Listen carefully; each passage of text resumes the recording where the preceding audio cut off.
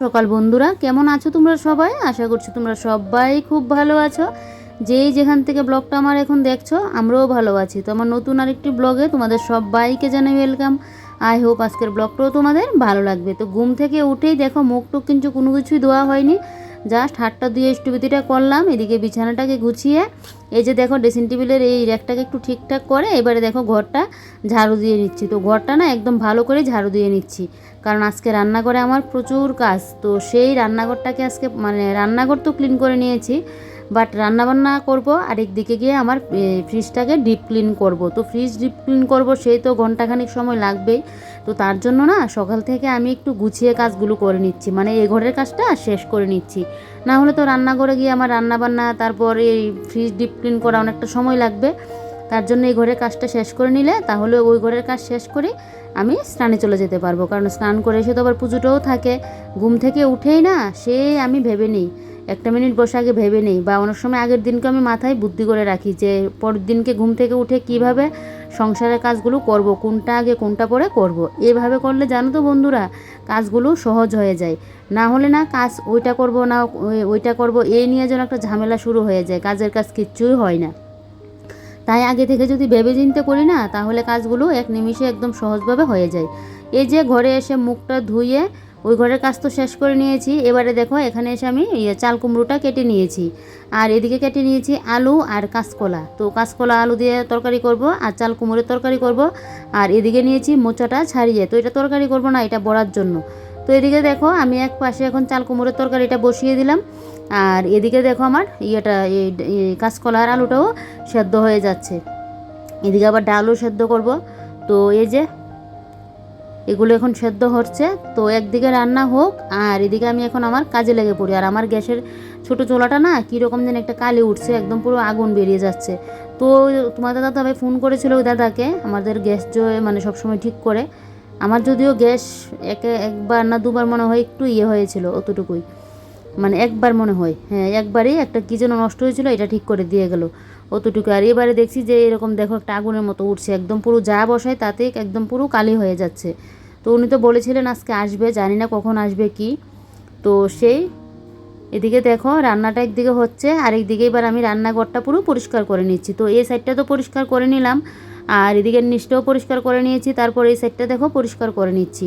সেদিন তো রান্নাঘর পুরো একদম মানে ডিপ ক্লিন করেছিলাম, কিন্তু ওই যে নিচের বাসনগুলো ওইগুলো আমার মানে মুছা হয়নি। তো ভাবছি এখনই এটাকে একদম পুরো বাসন কুসনগুলো নামিয়ে মুছে নেব। কি বলো তো বন্ধুরা, সংসারের কাজগুলো যদি নিজের মতো করে বুদ্ধি খাটিয়ে করো না, সেই সংসারের কাজগুলো দেখবে হয়ে যাবে। আর সংসারটাও গুছানো গাছানো একদম পরিপাটি থাকে, জিনিসপত্রগুলো মানে ভালো থাকে, আর ঘরটাও দেখতে একদম পরিষ্কার পরিপাটি মানে নিট অ্যান্ড ক্লিন থাকে। তো সেই একটু বুদ্ধি খাটিয়ে কাজগুলো করলেই হয়ে যায়। সেই যে না সকালবেলায় ঘুম থেকে উঠে কাজে শেষ করতে পারছি না, এটা ওটা, সেই এরকমটা থাকবে না, একটু যদি বুদ্ধি করে কাজগুলো আমরা করি।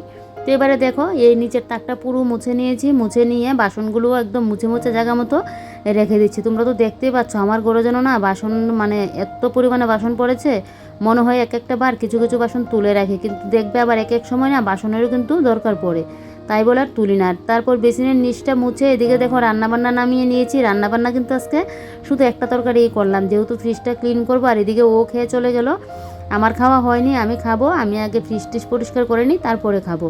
তো শুধু চাল কুমড়োর তরকারি করেছি, আর দুপুরবেলায় দেখি একটা কোনো কিছু করে নেব। আর কাঁচকলা আলুর তরকারিটা করলাম না, কারণ এটা বড়া টড়া করে করবো তো অনেকটা ঝামেলা। এবারে দেখো ফ্রিজ পরিষ্কার করব, আর ফ্রিজের অবস্থাটা তোমরা দেখতেই পাচ্ছ কীরকম হয়ে আছে। আর আমি পরিষ্কার করার পর ডিপ ক্লিনটা করার পর দেখবে একদম পুরো ঝকঝকে চকচকে হয়ে যাবে। তো এদিকে দেখো ফ্রিজের যে তাকগুলো, এখন সমস্ত তাকগুলো আগে নামিয়ে নেব, নামিয়ে তারপর তাকগুলো ধুয়ে নেব। তারপর এদিকে আমার তাকগুলো শুকিয়ে যাবে, মানে জলটা জলে শুকিয়ে যাবে। আর তারপর আমি এদিকে ফ্রিজটা পরিষ্কার করে নেব, তাহলে ফ্রিজটা পরিষ্কার করার পর না আমি এগুলো এনে পেতে রাখতে পারবো। না হলে তো এগুলো যদি পরে দই জলটা জ্বলবে না, আর জল না জ্বললে ফ্রিজের মধ্যে রাখতেও আমার ভালো লাগবে না। তো এদিকে দেখো দাগ পড়ে আছে বলে আমি একটু ব্রাশ দিয়ে পরিষ্কার করে নিয়েছি। আর এই তাকগুলো থেকে দেখো সাবান দিয়ে ভালো করে একদম পরিষ্কার করে নিচ্ছি মেজে ঘষে। তারপর একদম ভালো করে ধুয়ে নেব। যখন ডিপ ক্লিন করি না তখন আমি এভাবেই কিন্তু ফ্রিজটাকে করি, ঘন্টার মধ্যেই হয়ে যায়, ঘন্টাও লাগে না। আর এমনিতে তো সবসময় আমি মোছামাছি ক্লিন করি, কিন্তু ডিপ ক্লিনটা যখন করি সেই এভাবে একটা একটা করে জিনিস বের করে একদম ধুয়ে ভালো করে একদম রোদ থেকে এনে শুকিয়ে তারপরেই গিয়ে আমি ফ্রিজের মধ্যে আবার লাগাই।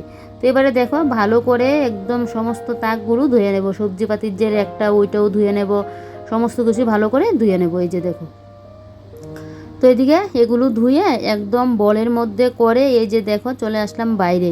আজকে বাইরের অবস্থা আমাদের এদিকে তোটা ভালো নয়, কারণ সেই আকাশটার মুখটা যেন একদম পুরো ভার হয়ে আছে, মনে হচ্ছে বৃষ্টি আসবে আসবে, জানি না বৃষ্টি কখন চলে আসে, আবার বৃষ্টির তো আর ঠিক ঠিকানা নেই। তো এদিকে দেখো এগুলো এইভাবে দিয়ে দিচ্ছি, কারণ জলটা জ্বললেই ব্যাস আমি ওগুলো নিয়ে পেতে দিতে পারবো। আর এদিকে দেখো এগুলো এখানে দিয়ে তারপর আমি এদিকে এখন চলে আসলাম ফ্রিজটা পরিষ্কার করতে। তো আমি যে একটা হোমমেড স্প্রে বানিয়ে রাখি সবসময় জল আর ইয়ে দিয়ে শ্যাম্পুটা দিয়ে, তো এটা দিয়ে কিন্তু আমি দেখো আমার ফ্রিজটা পরিষ্কার করছি। তোমাদের তো সবসময় আমি বলি যে আমি আমার ঘরের ড্রেসিং টেবিলের গ্লাস, সুকেজের গ্লাস, তারপর ফ্রিজ এটা দিয়ে কিন্তু পরিষ্কার করি, তোমরাই দেখবে কতটা ক্লিন হবে। তো এইভাবে কিন্তু আমি ফার্স্টে একবার এভাবে মুছে নিয়েছি, তারপরে স্প্রেটা দিয়ে আবারও মুছলাম, মানে 3বারের মোছার মধ্যে একদম পুরো ডিপ ক্লিন হয়ে গেছে। তো এই যে দেখো পরের তাকটাও ভালো করে মুছে নিচ্ছি, যেহেতু এটার মধ্যে আমার মাছ মাংস এগুলো রাখা থাকে। তো এই জায়গাটা মুছে তারপর আবার কাপড়টাকে ধুয়ে ভালো করে জলটা নিংড়ে আবারও দেখো মুছে নিচ্ছি। আর তোমরা দেখে বুঝতেই পারছো ফ্রিজটা কতটা মানে ক্লিন হয়ে গেছে, 3বারের মতো মুছেই না ফ্রিজটা পুরো ক্লিন হয়ে গেছে। এই যে দেখো এই স্প্রেটা না খুবই ভালো, অনেক কাজের দেয়, পয়সাও লাগে না, শ্যাম্পু তো আর আমার অতটাও লাগে না, একটুখানি শ্যাম্পু হলেই বাস হয়ে যায়। কারণ বেশি মানে শ্যাম্পুটা যদি দিই না তাহলে ফেনাটা উঠে যাবে, সে আবার আমাদের মানে কষ্ট হবে কিন্তু ফ্রিজটা পরিষ্কার করতে। তো একটুখানি আমি শ্যাম্পুটা ইয়ে করি। সেই দেখো এবারে ফ্রিজটাকে একদম ভালো করে সাইড ফাইড যা আছে নিচ টিচ সমস্ত কিছু ভালো করে মুছে নিচ্ছি। এইভাবে যদি প্রত্যেক মাসে একবার ফ্রিজ ডিপ ক্লিন করা যায় না, তাহলে ফ্রিজ কোনো দিনও আর নোংরা হবে না, সব সময় এরকম ক্লিনই থাকবে। তো এই যে দেখো এবারে নিচটাও ভালো করে মুছে নিচ্ছি। যত জিনিসপত্রের মধ্যে কাজ করানো থাকবে সেই জিনিসপত্রগুলো একটু মোছামাছি করতে দেখবে সময় লাগে। ফ্রিজের যে নিচের সাইড ফাইডগুলো একটু মুছতে কিন্তু সময় লাগে, যেহেতু একটু কাজ করানো, তো কাজগুলোর মধ্যে তো একটু ময়লাটাও জমে থাকে বেশি, তার জন্য সময়টা একটু বেশি লাগে। তো এই যে দেখো এবারে এই যে ফ্রিজ যে রাখলাম ইয়েটা র্যাকটা, ওইটাও কিন্তু আমি ভালো করে একটু মুছে দিচ্ছি। এবারে চলো তোমাদেরকে আমার ফ্রিজের ফাইনাল লুকটা দেখাই, ডিপ ক্লিন করার পর কতটা ক্লিন লাগছে। এই যে দেখো বন্ধুরা ফ্রিজটা কতটা ক্লিন লাগছে, দেখলেই তো খুব সহজে আমি কীভাবে ফ্রিজটাকে ডিপ ক্লিন করে নিয়েছি, পুরো একদম ঝকঝক চকচকে করছে। আর আমি কিন্তু ফ্রিজের প্লাগটার সুইচটা কিন্তু আগে অফ করে নিয়েছি, কারণ ইলেকট্রিক জিনিস তো একটু মানে ইয়ে করে করা ভালো, সতর্ক হয়ে করাই ভালো। তারপরে এই যে দেখো কসব্রেডটা দিয়ে এবারে ফ্রিজের উপরের জায়গাটা একটু ইয়ে করে নিচ্ছি, মানে হ্যান্ডেলটা ফ্রিজের যে ইয়েটা দিয়ে মানে আমরা ফ্রিজটা খুলি দরজাটা, ওইটার মধ্যে একটু কাপড় দিয়ে কিন্তু রুমালটা বেঁধা ছিল, তারপরও সাইডটা দিয়ে একটু যেন কি লেগেছিলো, তো তাই এটা আনলাম একটু ঘষে ওঠার জন্য। তারপর ভাবলাম না পুরোটাই একটু মেজে পরিষ্কার করে নিই। তো এই যে দেখো ভেতরটা কিন্তু পুরো স্প্রেটা দিয়ে করলাম, আর বাইরেটাও স্প্রে দিয়ে করা যায়, কিন্তু আমি এটা একটু দিয়ে নিলাম, ওই যে ওইটা মানে উঠাতে আসলাম তার জন্য।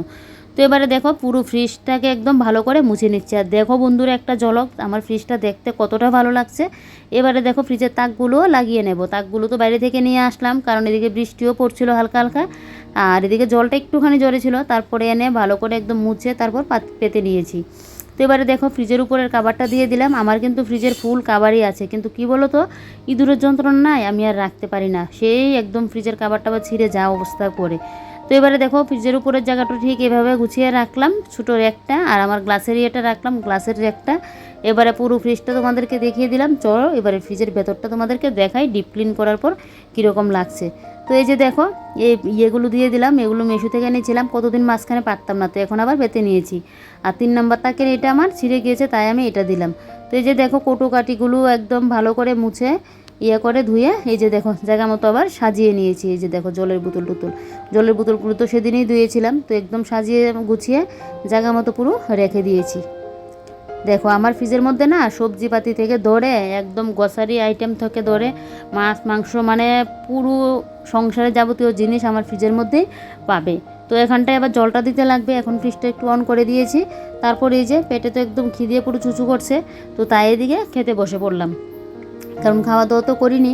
আর তোমরা জানোই আমি আমার কাজ ফেলে রেখে না খাওয়া দাওয়াটা করতে পারি না, সেই কাজটা আগে করবো, তারপর না হয় আস্তে ধীরে খাবো। খাওয়া দাওয়া করে এদিকে শুতে চলে আসলাম স্নান করে, কারণ এই যে বুদ্ধি খাটিয়ে ঘুম থেকে উঠে আগে ওই ঘরের কাজটা শেষ করে নিয়েছি, তাই স্নানটা করে এসে এই ঘরের কাজটা শেষ করে স্নানটা করে এসে পুজোটা দিয়ে এবারে দেখো সিঁদুরটাও পরে নিচ্ছে। আর এদিকে দাদা আসলো গ্যাস ঠিক করার জন্য, উনি গ্যাসটা ঠিক করছে, আর আমি এদিকে দেখো এই যে এবারে সিঁদুরটা পরে 3বার এইদিকে এখন শাখার মধ্যে লাগিয়ে নেব, নিয়ে 3বার প্রণাম করে নেব। এটা আমি সবসময় করি, শাখার মধ্যে না মানে ভুলে যাই অনেক সময় লাগানোর কথা, কিন্তু আমি প্রণামটা করি এই সিঁদুরটা লাগিয়ে। তারপর এদিকে দুপুরে খাওয়া দাওয়ার সময় হয়ে গেল, একটুখানি রেস্ট করেছিলাম। এদিকে ও আসলো, তো এদিকে দেখো ফ্রিজ থেকে এখন ডিম বের করে নিয়েছি। আজকে তো রান্না করেছিলাম শুধু একটা তরকারি, তো এক তরকারি দিয়ে তো আর খাওয়া হবে না, একটা কোনো কিছু ভাজি করা করতেই লাগবে, তো এদিকে ভাবলাম ডিমটাই অমলেট করে নিই। তো এবারে দেখো পেঁয়াজটা একদম কুচু কুচু করে কেটে নিচ্ছি, পেঁয়াজ আর দেবো এদিকে এই ধনেপাতা কুচি আর দেবো কাঁচা লঙ্কা কুচি। তোমরা কে কে এইভাবে আমার মতো ডিম অমলেট খাও একটু কমেন্ট করে বলবে তো, দেখি আমার মতো কে কে আছো। আমার তো এইভাবে ডিম অমলেট খেতে ভালো লাগে, আমার থেকেও বেশি পছন্দ করে আমার বর। আমার যদিও ডিম অমলেট অতটাও প্রিয় নয়, খাই কিন্তু অতটাও প্রিয় নয়, আমার বরের কিন্তু বেশি প্রিয়। তো এদিকে দেখো ডিমটা নিয়ে নিয়েছি ফাটিয়ে, তারপর ডিম অমলেট করে দুপুরে খাওয়া দাওয়া কমপ্লিট করলাম, বাসন কুসন মাজলাম, এবারে বাইরে থেকে কাপড়গুলো নিয়ে আসলাম। সেই তো বৃষ্টি মাঝখানে আবার এসেছিলো, কাপড় তো শুকায়নি, তো এগুলো এখন এখানেই মেলে দিচ্ছি, কী আর করবো বলো, না হলে সামনে রুমে খাটের মধ্যে মেলতে হতো। আমি কিন্তু আমার এই যে বৃষ্টি আসলে সামনের রুমে পাখার নিচে দিয়ে কিন্তু কাপড়গুলো শুকাই, তো এগুলো কালকে দিয়ে দেবো। আর এবারে দেখো এখন মুখটা একটু ধুয়ে নিচ্ছি, আমার যেন গরমটার মানে সহ্য হচ্ছে না, এত এত পরিমাণে গরম লাগছে।